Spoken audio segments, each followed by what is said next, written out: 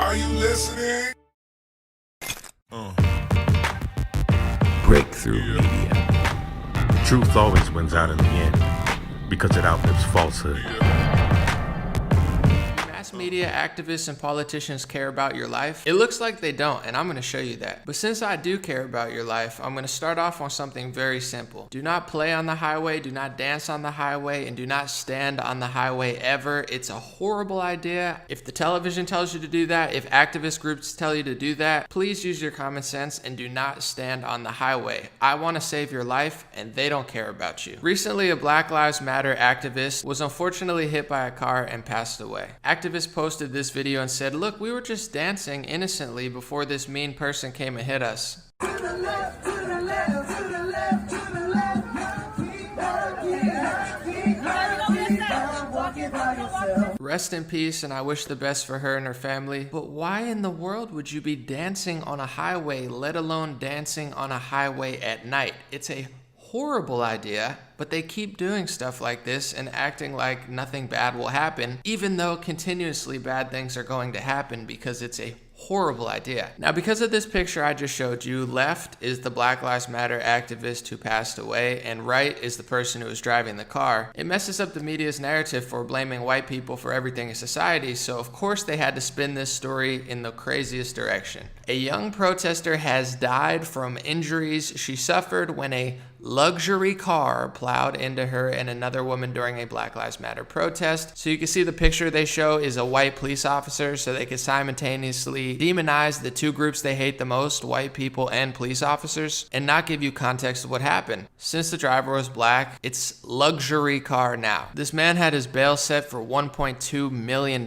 for the crime of driving on a highway and hitting activists who were standing on a highway. The sad irony here is you had a white woman protesting for Black Lives Matter and ends up getting a black person sentenced to jail. Recently, a Frederick Douglass statue was removed at Rochester Park because I guess now activists and protesters hate the elderly wisdom of it's easier to build strong children than to repair broken men. You were right, Frederick. I wish you were alive now to see what's going on. And someone that's coming under fire for being honest, accurate, kind, thoughtful, reasonable, logical, and a genuinely good person is Terry Crews. Recently, he said, "All Black Lives Matter, 9 black children killed by violence in Chicago since June 20th, 2020, which earned him a spot on Don Lemon's CNN show. And you have to see it for yourself." And one thing that really who's the next oppressor? Who's the next oppressor? Oh, when I describe this, when you look in the city of Chicago, there are 9 children who died by gun violence, by black on black gun violence, from June 20th all the way to today.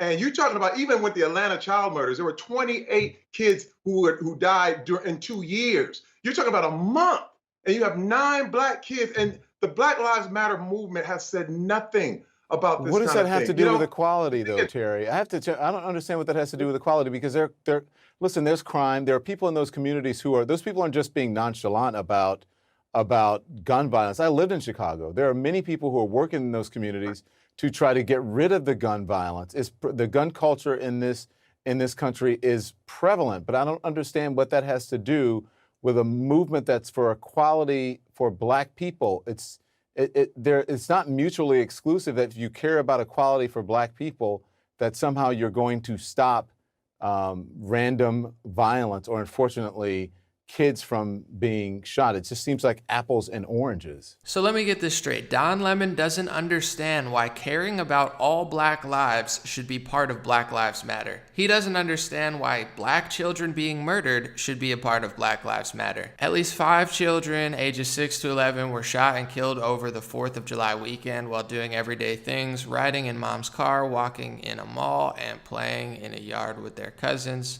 Like Terry Crews said, 9 children under the age of 18 have been shot dead in Chicago since June 20th. Recently, parents of 8-year-old killed last night said, "They say Black Lives Matter. You killed your own this time. You killed a child." You can see that clip here. They say Black Lives Matter. You killed your own. Killed your own this time. Just because of barrier. They killed my baby because she crossed the barrier and made a U-turn. You killed a child. She ain't do nothing to nobody. started shooting on my car before we could even make a U-turn. Shooting my tires out, like, why? But Black Lives Matter. And here's a picture of Secoria Turner, the 8-year-old who was killed last night around the Wendy's where Rashard Brooks died. But for some reason, Don Lemon doesn't think that Black Lives Matter should care about all black lives, and the reason that most black people are getting murdered. It doesn't matter to him, or it shouldn't be part of that movement. He even pompously says, I'm going to let you watch the clip in a second, make your own movement that cares about this stuff. I mean, why would Black Lives Matter care about that? Watch it for yourself. Being shot, it just seems like apples and oranges. You know, it's not that way. You know, this is the thing, Don. You know, black people need to hold other black people accountable. I said this the same thing. This is the Black America's version of the Me Too movement. If anything is going to change, we ourselves need to look at our own communities and look at each other and say, this thing cannot go down. And this is the thing, too. There are a lot of great, great people there who are held hostage, by people who literally are running these neighborhoods with violence and then claiming that Black Lives Matter. When you look at the parents of these little kids who are saying, hey, man, why aren't they speaking up for me too? And then this is what I'm saying. When I look at this whole thing about, you know, it's about who is controlling the narrative. It's got to be all Black Lives Matter. And what's happened is that because I even challenged it, because I even questioned and warned people, Terry, I became like if I told you to wear a mask, but Terry, they want to kick you out. You're a high-profile person. You're writing things out there. You know you're going to get backlash. You know people are going to respond to what you're saying on Twitter. So I don't think you should be surprised by that. I have a skin as tough as an armadillo because of what I do, and I think maybe you should adapt that. But here's what I have to say. The Black Lives Matter movement was started because it was talking about police brutality. If you want an all Black Lives Matter movement that talks about gun violence in communities, including, black communities, then start that movement with that name. But that's not what Black Lives Matter is about. It's not an all-encompassing. So if you're talking about if someone started a movement that said, either this guy is dishonest, incredibly wicked, or not very bright. I'm not sure which one it is, but did anybody before this clip think that Black Lives Matter shouldn't care about black lives? It's bad enough that they say, how dare you say that all lives matter, Black Lives Matter. Okay, so then Black Lives Matter, but Black lives don't matter to Black Lives Matter, according to Don Lemon. Meanwhile, turning around and then telling you that you shouldn't care about one of the biggest, if not by far the biggest, cause of black Americans getting murdered. It's not important to him. We're talking about equality here. What they're really doing is pushing Marxist ideology, in their own words, and threatening to burn it to the ground if they don't get their way. And this spiraling cancel culture victimhood ideology isn't stopping there. Just a few years ago, Hamilton was known as the woke version of American politics, rap music, a lot of black influence. I believe the person who wrote it was Hispanic. But now, Cancel Hamilton appears on Twitter just days after the musical's Disney Plus debut, amid criticism of Founding Father for his complicit role in slave trade. I guess Hamilton's bad. The Washington Post perspective: while offensive TV shows get pulled, problematic books are still inspiring debate and conversation. This is literally Washington Post calling for book bannings, or better known as book burnings, which is deleting of books, which they're already doing on Amazon, which you might know is owned by Jeff Bezos, who also owns the Washington Post, who's already banning books today. Did you read that right? Problematic books are still inspiring debate and conversation. What's a bigger threat to their ideology than inspiring debate and conversation? Because if you notice from Candace Owens' recent debate with Mark Lamont Hill or Angela Stanton King on The Breakfast Club, not all times, but most times you get an intelligent conservative in a room with an intelligent liberal. The comment section, even on the more liberal publication, is agreeing with the conservative. So inspiring debate and conversation is bad because the only way their ideas can survive, thrive, and win is by censoring, deleting, blacklisting, and destroying all people who are better, smarter, more accurate, or honest than them. Isn't that pretty wild? Oh wait, I can't say blacklist anymore because the word blacklist is now termed racist, so I'll just say censor before I get censored for being honest, accurate, helpful, fair, and not a complete lunatic. The media spins just never seem to stop. Tammy Duckworth slams Trump's Mount Rushmore speech. He spent all his time talking about dead traitors, she said. To quote the actual speech, he said, "We are the nation that gave rise to the Wright brothers, Tuskegee Airmen, Harriet Tubman, Clara Barton, Jesse Owens, George Patton, General George Patton, the great Louis Armstrong, Alan Shepard, Elvis Presley, and Muhammad Ali." So, dead traitors like Harriet Tubman, Jesse Owens, Louis Armstrong, and Muhammad Ali? These people hope that media manipulation, school brainwashing, and just nonstop bombardment with propaganda will make you think that they're actually accurate and honest as they censor and silence anybody who disagrees and tells you the truth. They hope you never actually watch President Trump's speech in full. They hope they could just quote it out of context, lie about it, call everything racist, and hope that you believe it. Watch the actual speech, listen to the president. That's what changed my mind originally. I stopped reading the headlines and clips out of context and watched a full speech, and I was like, wow, this guy's 1,000 times more honest than any media source I've ever seen. These people are such liars, such deceivers. Lord only knows how much lower they could possibly even stoop. Speaking of stooping low, here's the New York Times. Are protests unsafe? What experts say may depend on who's protesting what. So they're admitting if you protest for Black Lives Matter, the Marxist organization that Don Lemon apparently thinks shouldn't care about all black lives, that's okay. But if you're protesting the stay-at-home orders, aka you want the freedom to live your life normally and not be quarantined in your house by the federal and local government, then your protest must be rooted in white nationalism. Do you guys not get it yet? Every single thing that they do, not just with Trump, not just with the stay-at-home orders, not just with actual black murders in this country and what's causing that to happen. The lie is virtuous according to them. The lie is great. The lie is prestigious. The lie gets Disney and Nike deals. And the truth is always blame white something or call black conservatives or other ethnic conservatives rude names like blank and blank. I won't even say them. From that same article, are protests unsafe? What experts say may depend on who's protesting what. Let's read. Catherine Triozzi, an infectious disease epidemiologist at the University of Texas Health Science Center at Houston, studies COVID-19. When, wearing a mask and standing at the edge of a great swell of people, she attended a recent protest in Houston supporting Mr. Floyd, a sense of contradiction tugged at her. I certainly condemned the anti-lockdown protests at the time, and I'm not condemning the protests now. And I struggle with that, she said.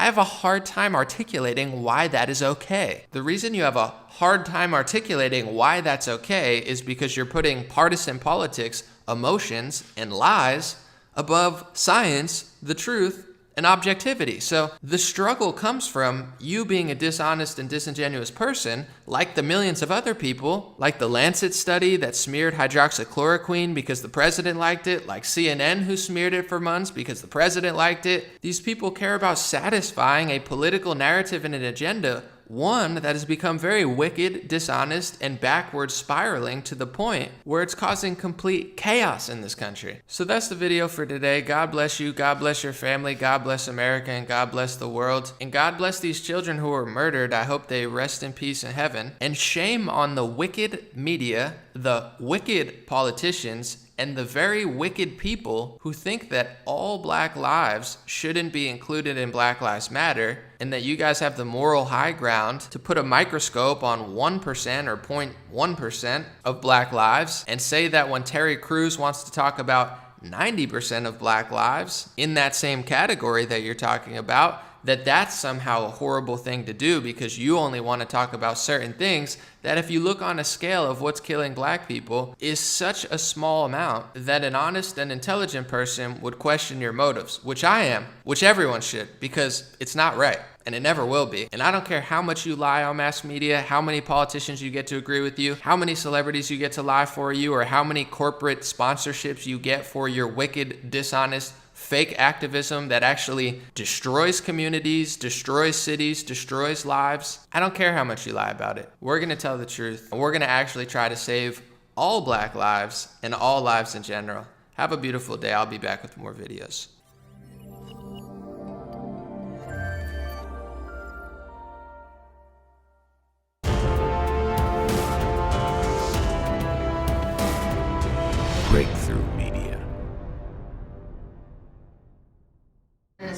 gonna give up anything. He's only gonna enjoy it when your boss finally snaps. Funny thing about the blacks. Excuse me? All your huffing and puffing really gets you nowhere, does it? What are you talking about?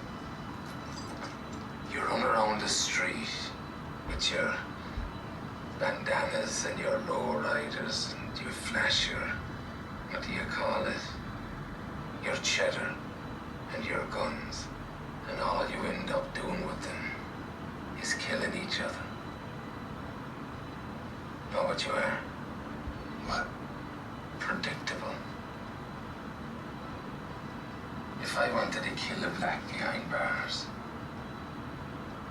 know who I'd get to do it? Another black. Boom! Yeah. I also think that we actually do have an ideological frame. We are trained Marxists. This could be a police cruiser, Tom, that you mentioned that is burning right now. I just don't even know why there aren't uprisings all over the country. Maybe there will be. Flames rip through the lower level of St. John's Church. And as you can see, there's definitely a fire here. Make sure that police departments are defunded. We need to completely dismantle the Minneapolis Police Department. The driver hit 2 officers. We have an incredible opportunity to fundamentally transform the country. The first statue that we came across was Ulysses Grant. It was toppled. It was lying in the pathway. Look what you did to my store. No! These people are tearing up our livelihood. We are trained Marxists. If you don't support Black Lives Matter, I'll break your kneecaps. And please, show me where it says that protests are supposed to be polite and peaceful. And please. It's the First Amendment. You just gotta look it up, Mr. Cummel.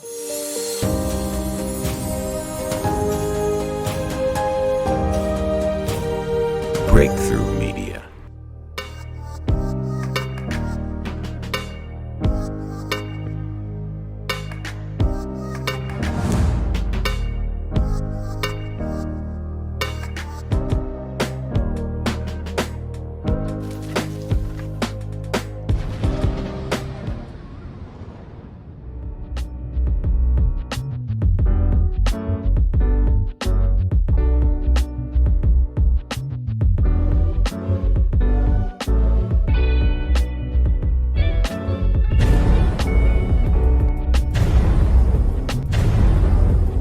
Breakthrough